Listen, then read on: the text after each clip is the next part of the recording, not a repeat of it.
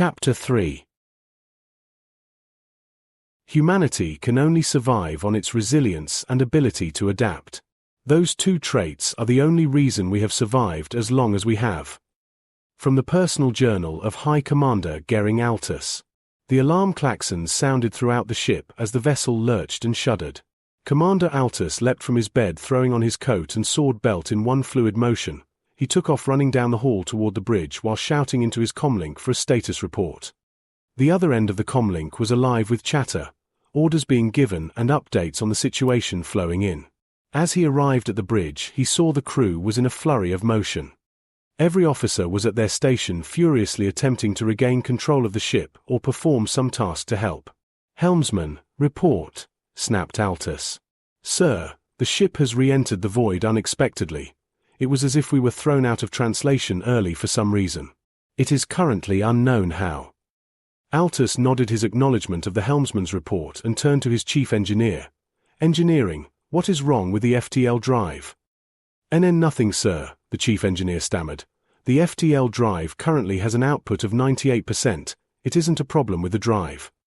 "Well then, what the bloody hell brought us into real space?" exclaimed Altus. He was beginning to get frustrated at this whole situation. Altus sat on his command throne and pulled up his situational display and tuned it to see the readouts. That was when his comlink activated and the one voice he did not want to hear came through. "Commander," came the hollow hiss of Mephisto. "I pulled us back into real space." Altus sat up with a start, his anger beginning to well inside him. "Why the hell would you do that?" The anger in his voice made everyone in earshot flinch. "There are dangers ahead, I saw them. The only way to avoid them was to pull us out and back into real space."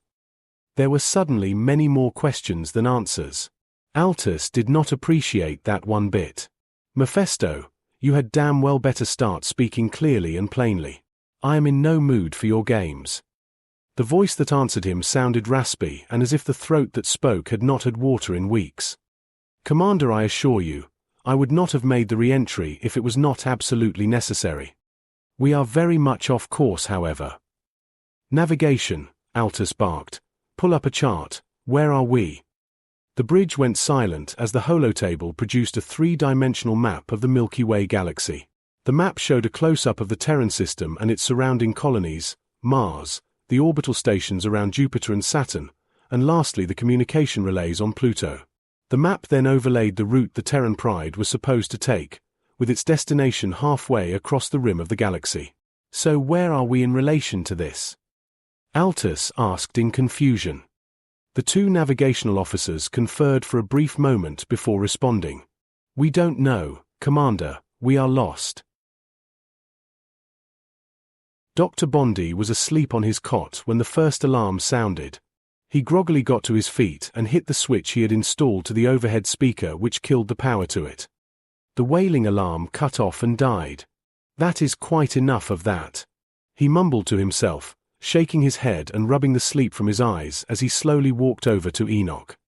"What is happening, Enoch?"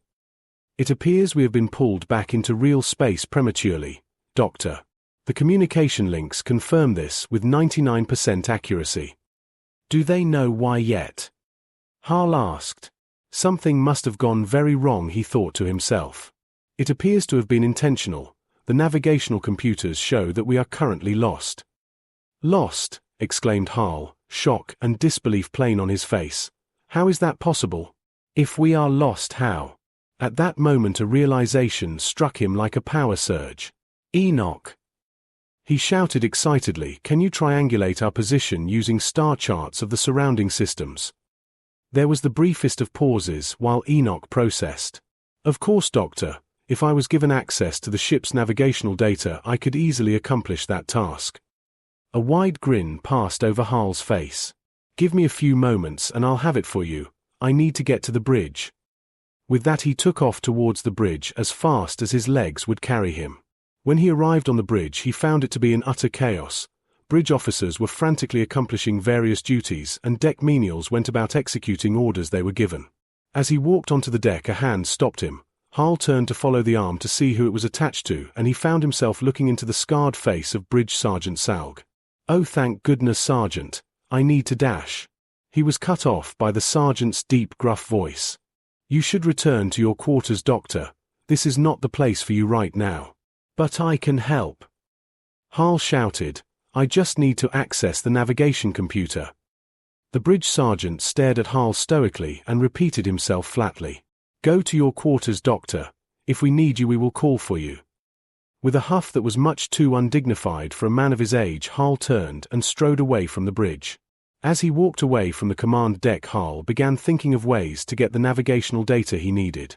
He walked past a wall-mounted terminal and paused, stopping to stare at it, an idea formulating in his mind. Hal burst into the cargo bay carrying the numerous pieces of equipment that he would need. Spools of cabling, circuitry, and melding slag. "I have an idea," he excitedly exclaimed. "I'm going to, temporarily, inload you to the ship's data stream. Because all of the ship's integrated systems run through the data manifold. You should, in theory, be able to find the navigation information from there. That theory holds a 78% chance of success," replied Enoch. "However, once the information is uploaded to me, the commander of this vessel will know it." Hal stopped what he was doing and turned to look at the large sphere that was Enoch. "I am aware. Does it concern you?" "There is a 33.8% chance that the commander will not be pleased with this course of action." Hal smirked. "That is completely acceptable. By the way, Enoch, did you recently upload a manual on statistics?" Enoch paused for a moment. "I did not. Why do you ask?" Hal chuckled softly to himself before replying.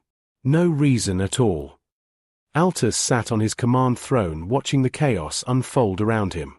He thought to himself about retirement and of how nice a skyline condo would be.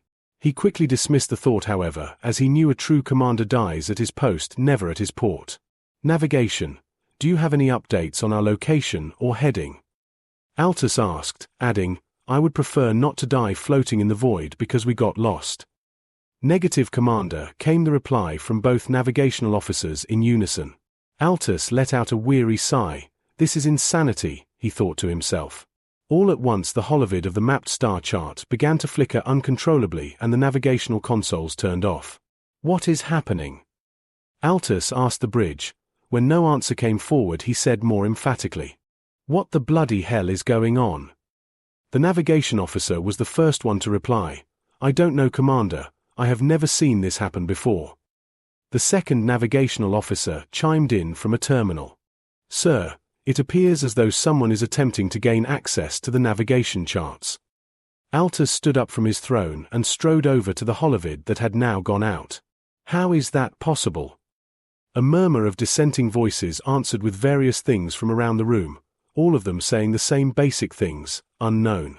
Sergeant Saug, from behind the commander, cleared his throat and spoke with a raised voice. "Sir, it makes the most logical sense that the individual that is attempting to gain access to the navigational data is on the ship." "I came to the same conclusion, Sergeant," Altus replied through gritted teeth. "But who is it?" Hal paced back and forth across the cargo hold, wringing his hands. The dust on the floor now had a well-worn pattern from his constant walking. The stress in the air was palpable. He stopped pacing when, after a few minutes, Enoch finally spoke. "I have accessed the navigational data from the ship's mainframe." Hal let out a long sigh of relief and visibly relaxed. "Have you uploaded the data you need and pulled it out of the system yet?" "I am retreating from the main data stream now," Enoch said without hesitation. The pulsing pale blue light of Enoch's core stabilized into a steady thrum and slowed to a slow fluctuation of light. "I am now completely out of the ship's data stream. However, the ship's automated system will be able to trace the data back to its source." Hal waved a hand dismissively at the massive sphere that was Enoch. "That is fine. If they had allowed me on the bridge to help, this could have been avoided. I refuse to die in the vacuum of the void simply because we got lost." Enoch made a subtle noise that to Hal sounded like amusement. "Was that a laugh, Enoch?" Hal asked inquisitively. "I suppose it was, Doctor. Your statement was amusing." Hal snorted in amusement. "You surprise every day, Enoch. The way that you learn is outstanding. The way that you now have a grasp on human emotion and feeling, however limited, is simply amazing." There was a long silence while Hal stood at the base of Enoch's control console. Enoch finally broke the silence. "Dr. Bondi, I have isolated our location in this sector." Hal clapped his hands once and rubbed his hands together. "Perfect," he said while rummaging around for a writing utensil. "Where are we?" he said, holding a piece of parchment and an auto-writer. "We are here," said Enoch as a projection of the galaxy appeared in the small space in front of the control console. "A small system to the galactic south of terra firma." A small red point of light appeared on the map next to a series of coordinates indicating their current location. "How many planets are in this system?" Hal asked, his curiosity piqued. "That information is currently unknown without performing long-range scans of the area." "Well, at least we know where we are. Are there any planets in our local area?" Enoch processed for a moment before responding. "Yes, there are 2 planets in the local area, both within distance of short-range thruster power." Hal could feel himself getting excited and he suppressed it instinctively. "Can you upload this map to a data chip? I want to take it to the bridge to show the commander." "Of course, Doctor," replied Enoch. A few minutes later, a small green data chip ejected from a slot of the control console. Hal took it gently and put it into the front coat pocket of his lab coat. "Thank you, Enoch. I will be back soon." Hal brushed down his lab coat and made himself presentable, took a deep breath and strode off towards the bridge. The holovid map in the center of the bridge flickered back to life at the same time the navigational consoles came back online. The navigation officers rushed back to their consoles and began accessing their individual consoles. "What just happened?" Commander Altus asked, a thin veil of frustration sneaking into his voice. "We now have full control of the navigation again, Commander." The first navigation officer stated, "It seems that whatever took hold of the system has relinquished control back to the ship." Altus' frustration was growing with each passing minute. He could feel the furrow on his brow deepening and he could sense a headache coming. The door to the command bridge slid open with a clank and Dr. Bondi entered.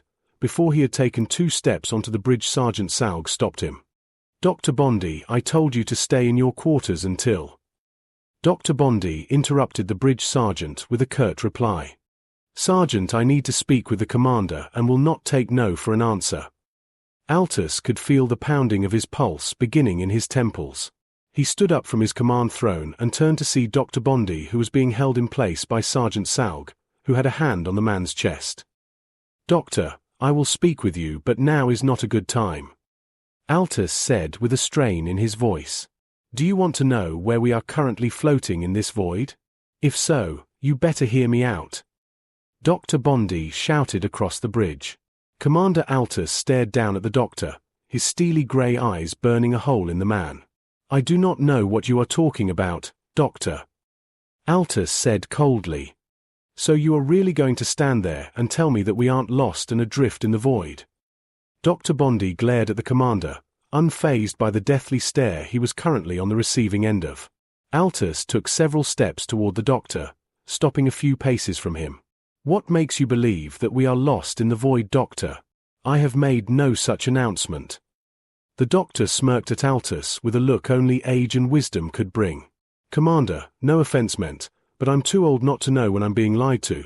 This ship fell out of warp speed too quickly for us to be at our destination, and if we had arrived you would have made a ship-wide announcement." Altus glared at the doctor for a few moments before turning back to his command throne. "Yes, Doctor, we are lost. But there is nothing you can do in this situation unless you happen to have a map of this uncharted sector to tell us where we are, so please." Altus' voice trailed off when he heard the doctor chuckling behind him. He turned to see the doctor holding up a small green chip and chuckling softly to himself. "Don't discount your elders, Commander," Dr. Bondi said with a grin splattered across his face.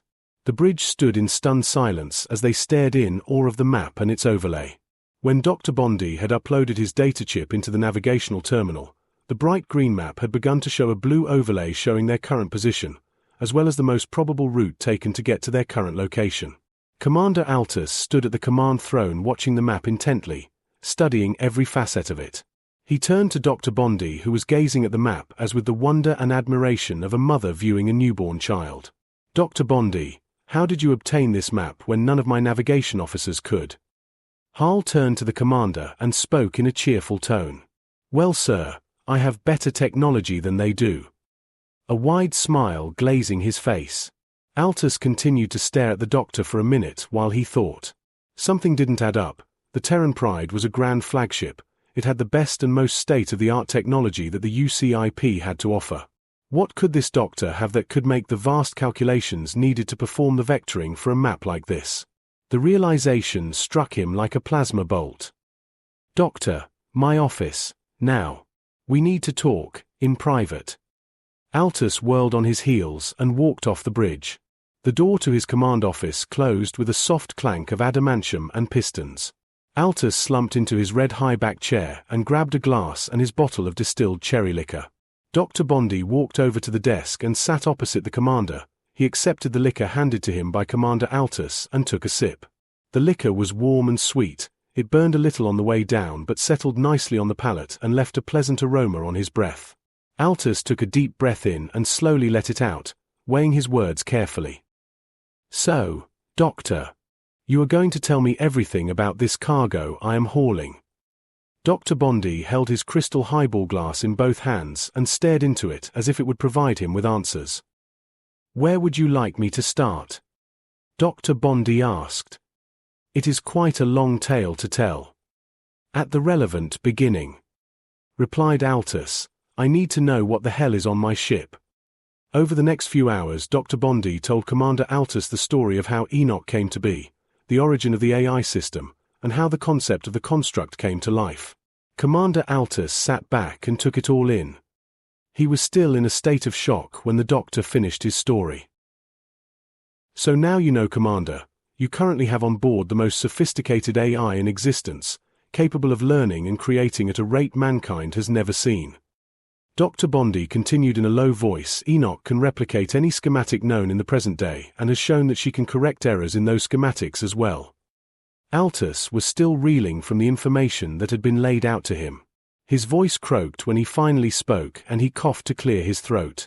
Doctor, why were we instructed to bring this construct into the far reaches of the void? It makes no sense. Dr. Bondi looked down into his glass again, a mask of sadness crossing over him. Dr. Miriam Kobek. She wants to use Enoch for military applications. I tried to stop her but I was unsuccessful. Altus thought the elderly man might cry. You have to understand, Commander. I cannot let that happen. Enoch was created to help grow humanity and help us in our expansion across the stars, not to be a weapon of war. Altus nodded in understanding. He also had a creation he wanted to protect and keep safe, his son. He hadn't wanted his son to join the Navy, but he had joined anyway. Doctor, I believe I understand how you feel and I want to help. Altus stated, trying to keep his voice level and calm. Do you know what this ship was before you came aboard? Dr. Bondi shook his head. No, I can't say that I do. Altus smiled a humorless smile. When he spoke it was without mirth. This was designed to be a colony ship. It was supposed to take colonists from terra firma to distant planets to set up colonies for human expansion. The expression on the doctor's face changed from stern and somber to understanding. So what do you suggest, Commander? The construct needs to be kept safe. I don't know yet, Altus replied, but right now we have other things to worry about. We are on the wrong side of the galaxy from where we are supposed to be. We have 2 planets within short range that we know of, and we have no idea if they are inhabited. The doctor sat back in his seat and stared ahead, deep in thought. When he spoke it was as if he had an epiphany. Commander, I have an idea. Would it be possible to do long-range scans from this distance on both planets? Altus thought for a moment before answering. Yes, I believe we could.